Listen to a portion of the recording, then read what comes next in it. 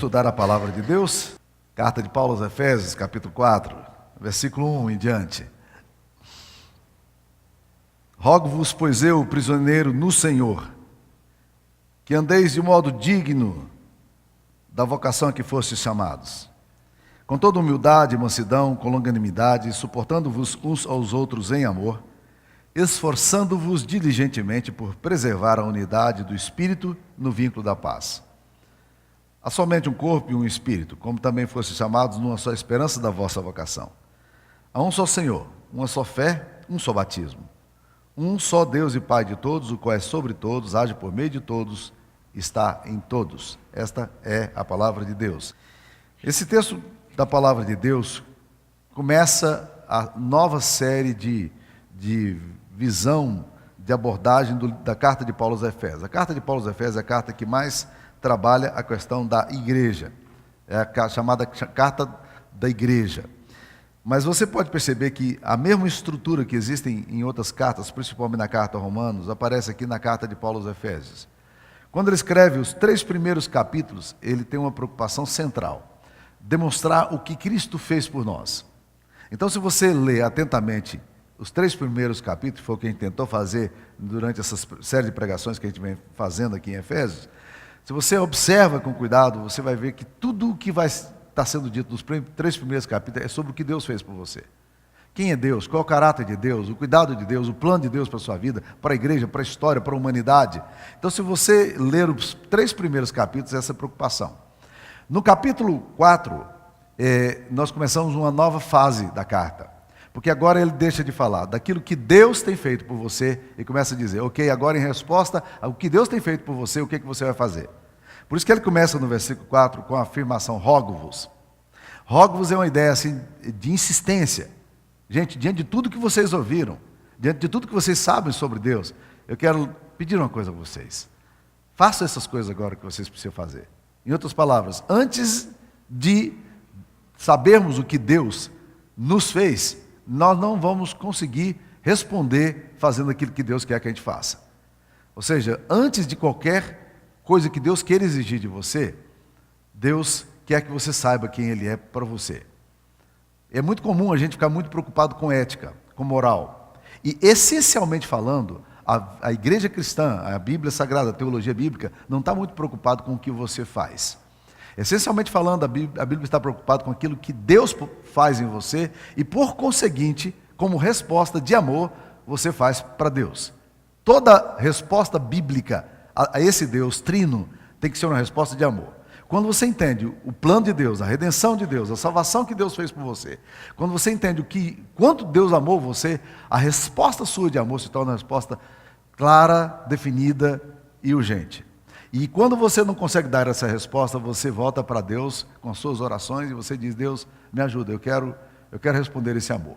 Paulo diz o seguinte, o amor de Cristo me constrange. Já se sentiram constrangido por alguma coisa na vida? Eu já.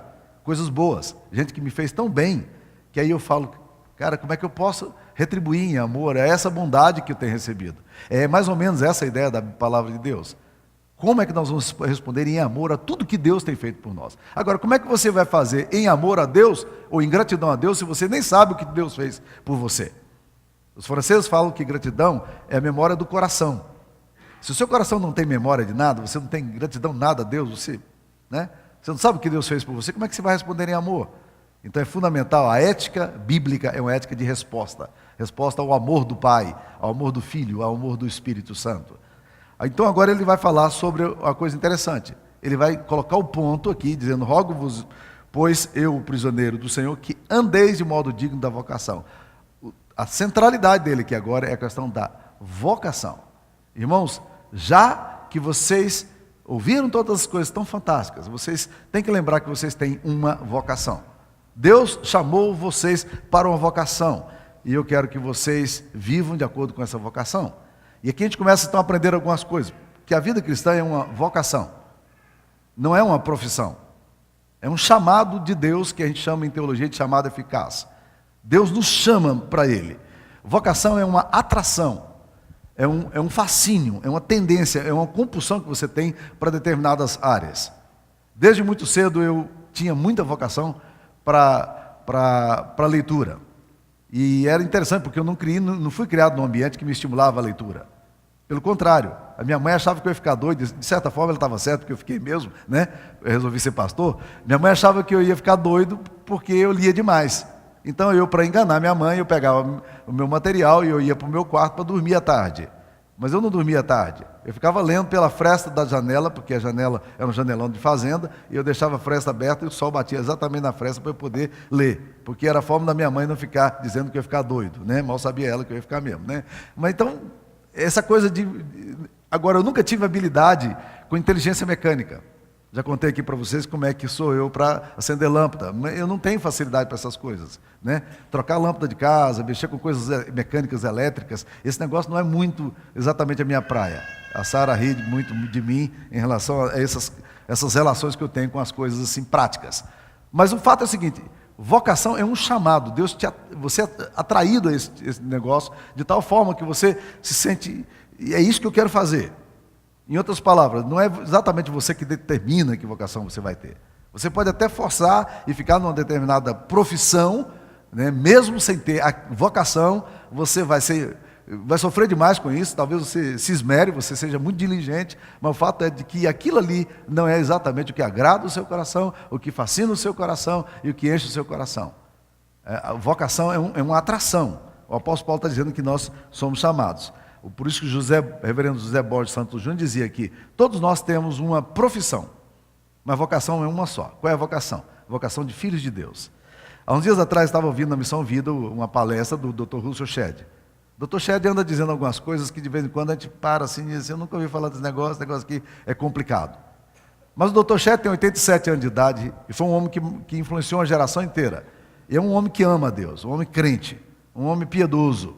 E quando ele fala, eu paro para ouvi-lo com muito temor no meu coração, e às vezes algumas coisas controvertidas que ele anda dizendo, não muito sérias, mas, por exemplo, ele falou na Missão Vida de que não existe chamado bíblico no Novo Testamento para pastor.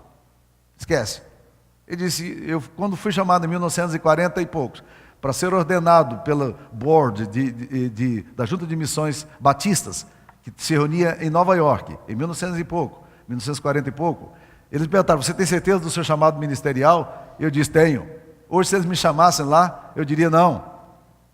Ele disse: chamado ministerial não existe na Bíblia.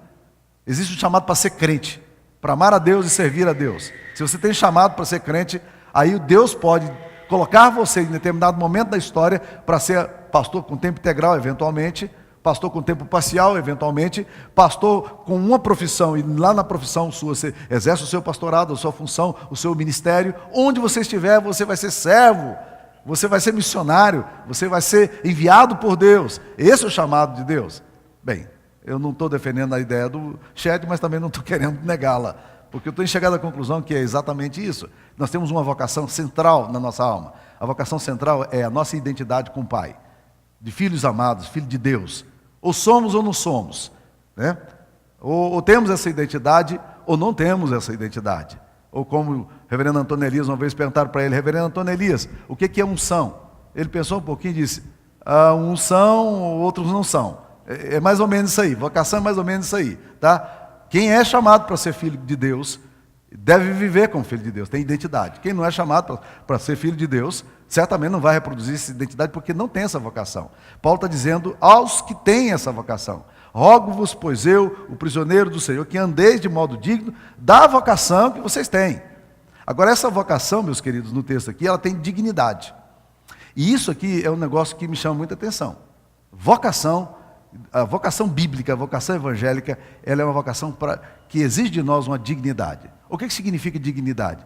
Você viver de acordo com aquilo que você foi chamado para ser. Você precisa entender a identidade que você tem de filho amado e dizer: eu quero viver nesse parâmetro aqui, porque eu sou de Deus, eu amo a Deus, eu sou filho de Deus.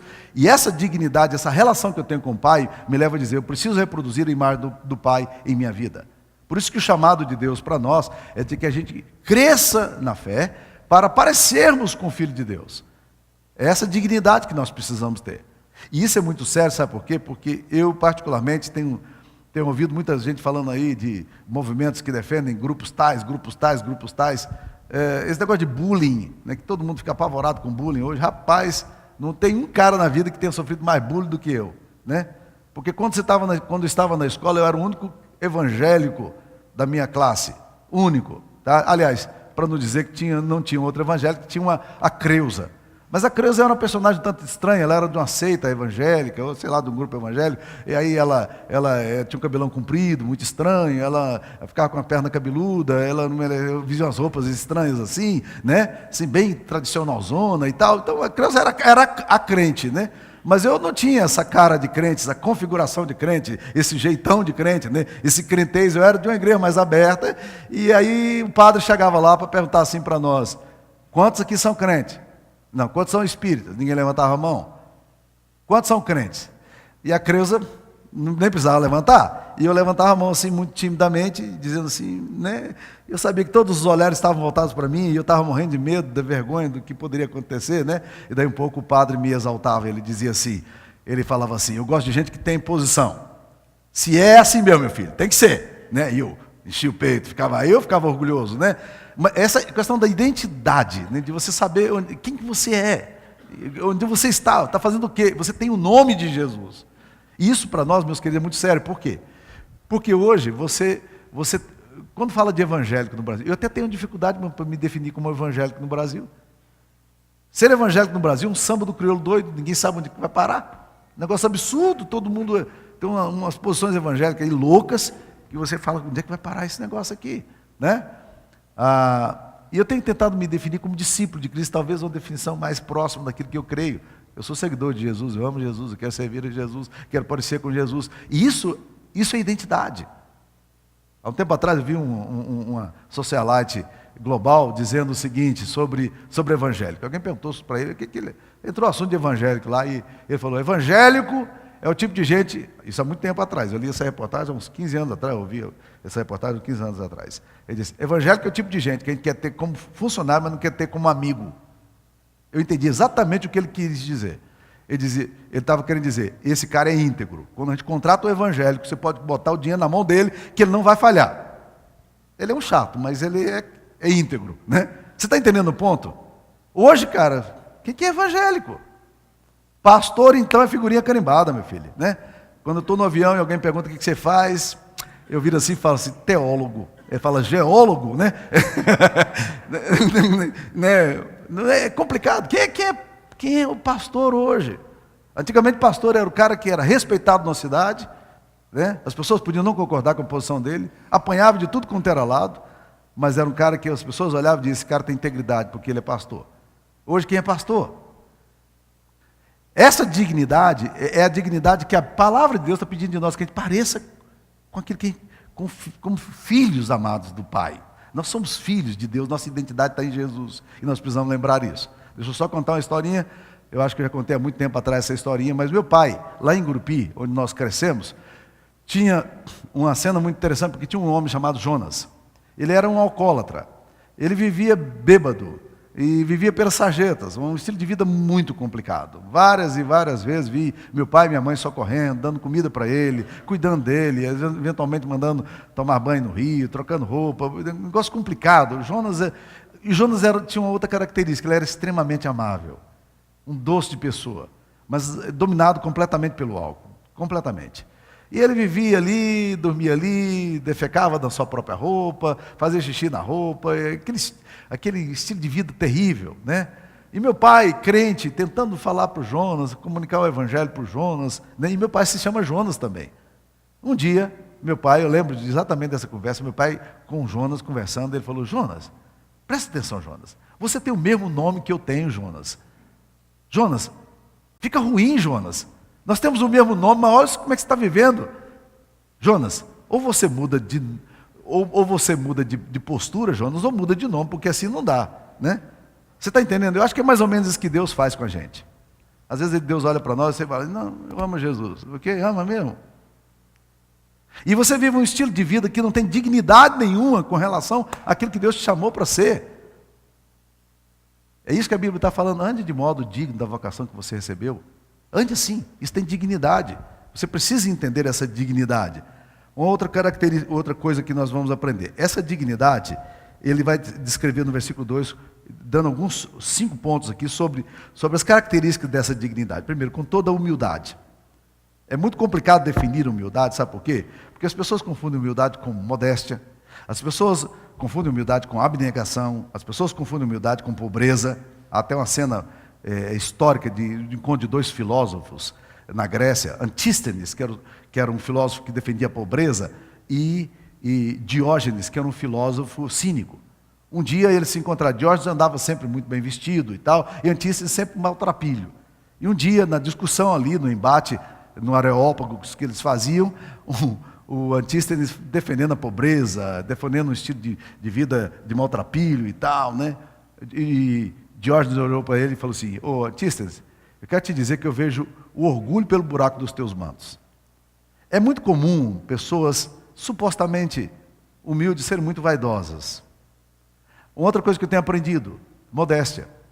Mas é uma falsa modéstia. As pessoas dizem: você fez isso bem, então ela quer ser modesta, ela quer ser humilde, mas ela poderia dizer obrigado, mas ela diz: não é nada, eu não fiz não. Fez, você fez, mas é uma falsa modéstia, que é pretextar humildade, mas não precisava, está tudo certo, você fez bem, tá tudo, não tem problema nenhum. A abnegação é outra coisa complicada. Algumas pessoas são muito abnegadas e acham que isso é humildade, mas elas não têm desejo, elas não têm necessidade, elas não têm sonhos, não têm prazer, não têm nada. Elas são simplesmente abnegadas, só que essa abnegação, muitas vezes, ela está embutida de uma ira, que elas não lidam com ela. Elas não tocam nessa ira, elas não mexem nesse aspecto, elas simplesmente são iracundas. A alma é triste, a alma iracunda, mas ela é abnegada, ela abre mão de tudo, não tem desejo nenhum, não tem sonhos nenhum, não tem planos nenhum, mas ela não resolveu o problema. Então isso não é exatamente humildade, né?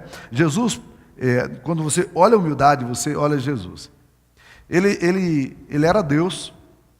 O apóstolo Paulo diz que ele assumiu a forma humana, e ele não tinha pretensão. Embora ele fosse humano, ele abriu mão da dignidade, da glória que ele tinha para ser humano. Ele não teve por usurpação ser igual a Deus. Antes se humilhou, se vestiu, andou como homem.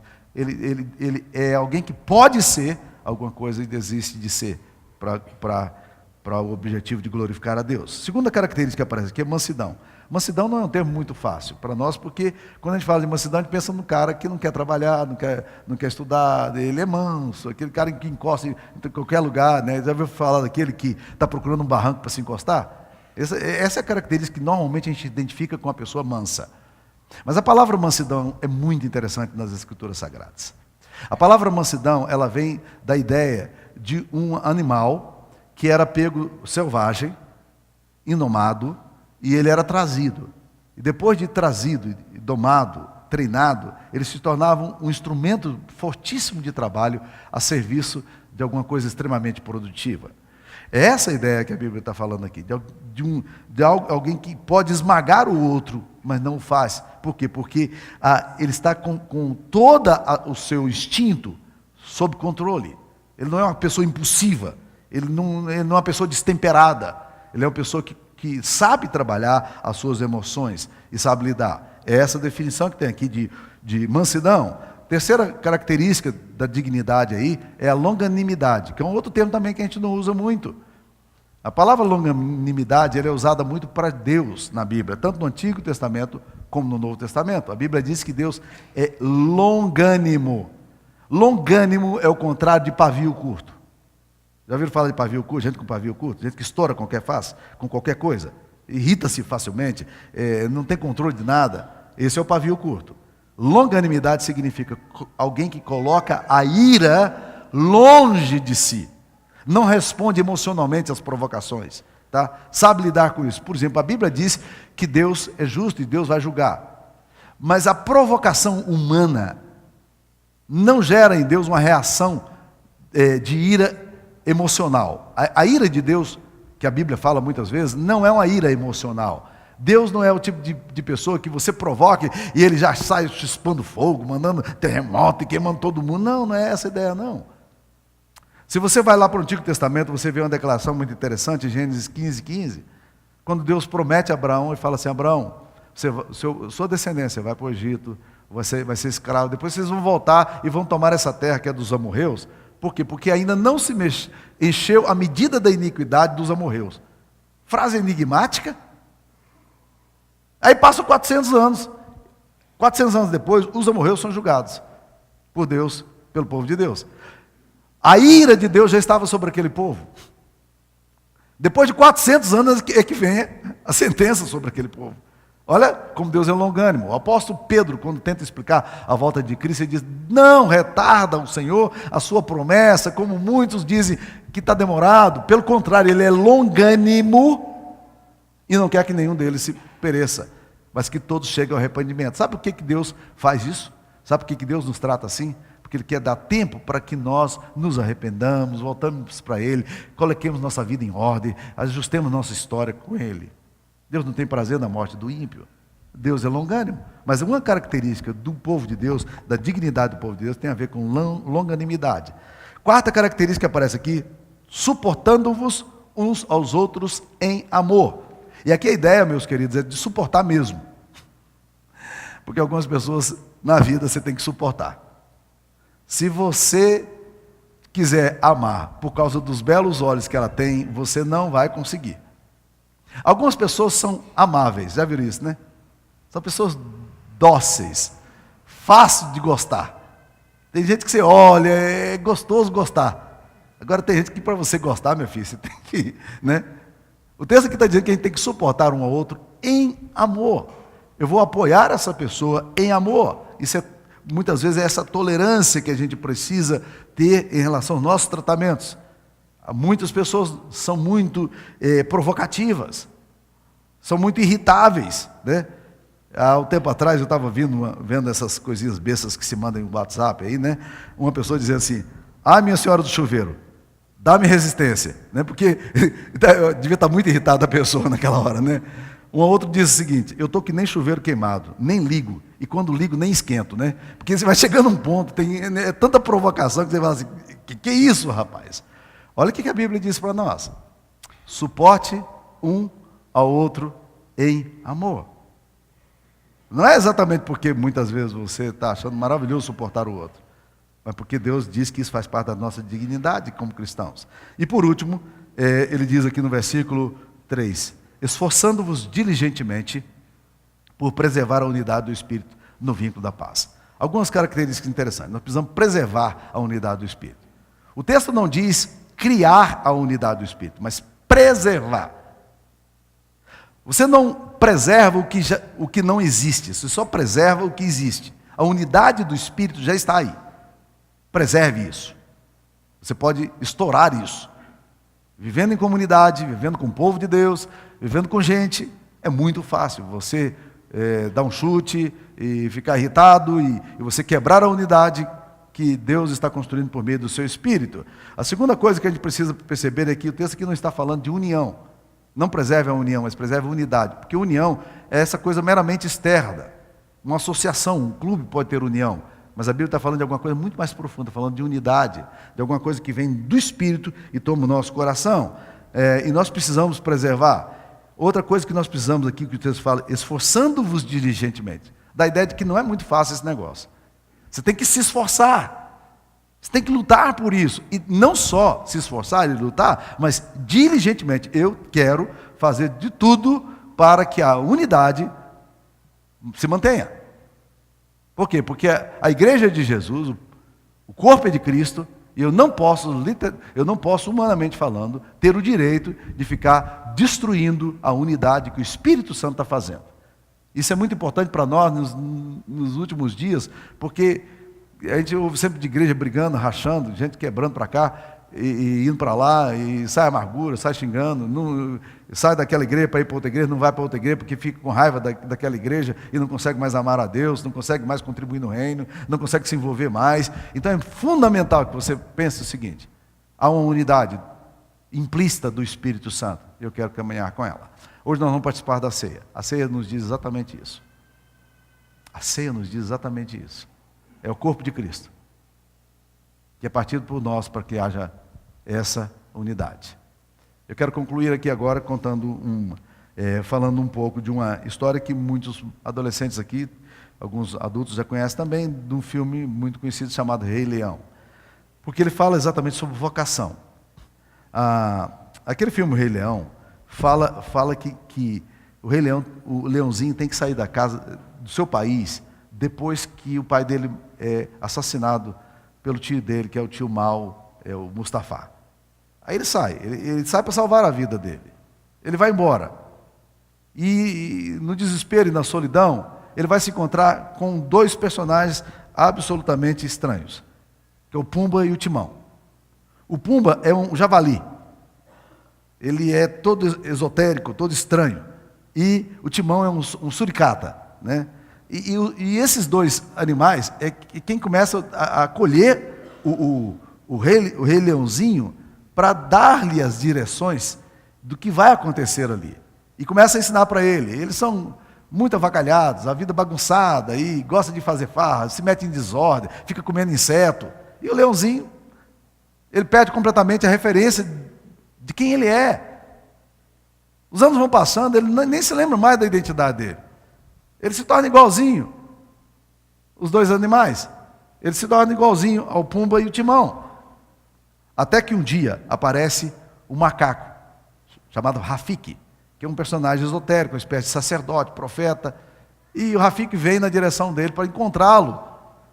Porque o país de onde ele tinha saído estava num caos, e ele precisava intervir porque o reino era dele. Ele era o filho do rei. Ele tinha que voltar para cuidar do país dele, né? Mas ele não sabia mais que ele era o leão, o rei da floresta, e que ele tinha que dominar as coisas, porque era dele o domínio. Ele precisava ter a identidade e a vocação definida.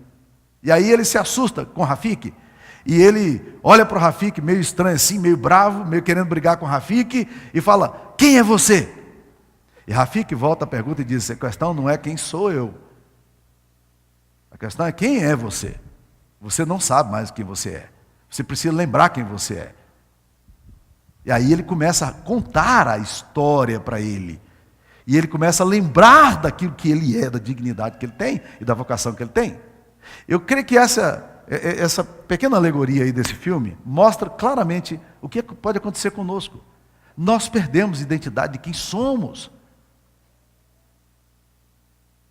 Nós nos unimos com Timão, nós nos unimos com Pumba e vamos ainda ter essa vida louca do Hakuna Matata, sem referência, sem objetivo, sem alvo, não sabe onde quer chegar, porque não tem identidade, ele não tem vocação, ele não é filho, ele não se sente amado, a gente está perdido nesse negócio aí, nesse emaranhado.